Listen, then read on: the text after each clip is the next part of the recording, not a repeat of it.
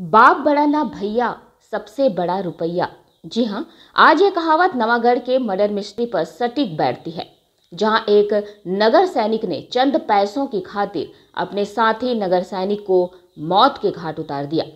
हद तो तब हो गई जब आरोपी ने इस घिनौने अपराध में अपने बेटे और उसके साथी को भी अपने साजिश में शामिल कर लिया। कुछ दिन पहले नगर सैनिक रज्जू प्रसाद को अवरिद और अमोरा के बीच सड़क पर धारदार हथियारों से मौत के घाट उतारा गया था, जिसके आरोपी 48 घंटों के अंदर जांजगीर चांपा पुलिस टीम के हत्थे चढ़े, जहां पूरे मामले का खुलासा जांजगीर चांपा एसपी पारुल माथुर ने किया। एसपी पारुल माथुर ने बताया कि पूरा मामला पैसों की लेन देन का है, जहां नगर सैनिक रज्जू प्रसाद ने आरोपी संतोष मधुकर को कुछ वर्ष पहले ब्याज पर 1 लाख रुपए दिया था, जिसका ब्याज आरोपी द्वारा सही समय पर नहीं दिया गया था, जिसको लेकर मृतक रज्जू प्रसाद और आरोपी संतोष मधुकर के बीच कहासुनी हो गई। जिस बात के निपटारे को लेकर आरोपी संतोष मधुकर ने अपने बेटे और उसके 4 साथियों के साथ मिलकर इस पूरे घटना को अंजाम दिया है, जिसमें से 4 आरोपी बालिग और 2 आरोपी नाबालिग बताए जा रहे हैं। 24 तारीख की रात में जो होमगार्ड सैनिक रज्जू प्रसाद तिवारी उम्र लगभग 54 इयर्स, जो कि नवागढ़ थाने में पदस्थ था, उसकी हत्या के संबंध में मामला पंजीबद्ध हुआ था और उसी समय से लेकर लगभग 48 आवर्स के विदिन पुलिस ने इस पूरी गुत्थी को सुलझाया है और सभी आरोपी, जो कि टोटल 6 आरोपी हैं, उनकी गिरफ्तारी भी कर ली गई है। उनको आज ही रिमांड पर भेजा जा रहा है। ये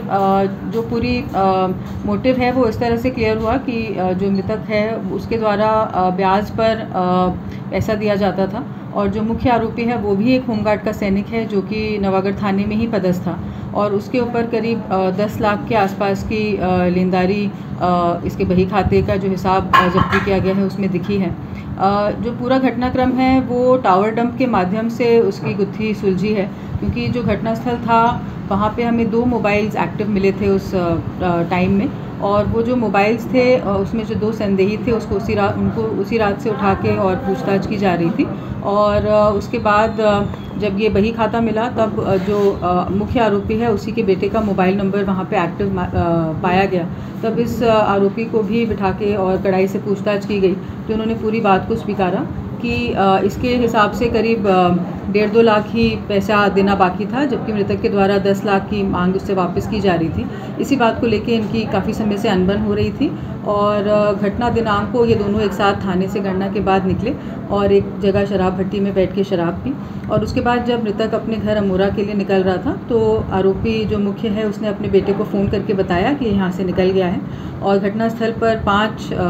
व्यक्ति उसका इंतजार कर रहे थे और वहीं पे इसकी मोटरसाइकिल और मोबाइल भी घटनास्थल पे प्राप्त हुआ है। वहीं पे इसकी हत्या की गई है और बॉडी को छोड़ दिया गया है। और उसके बाद जो मुख्य आरोपी है जिसने इस पूरी घटनाक्रम को रचा, उसने वो भी घटनास्थल पे पहुंचा और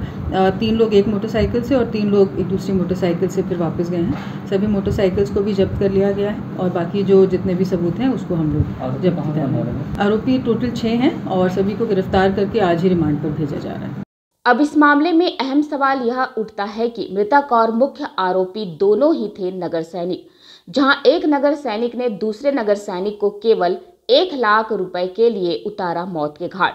सवाल बहुत हैं लेकिन जवाब एक भी नहीं। अब देखना यह होगा कि इन सवालों की गुत्थी कब सुलझेगी। जनता टाइम्स न्यूज के लिए जांजगीर से अजय दास की रिपोर्ट।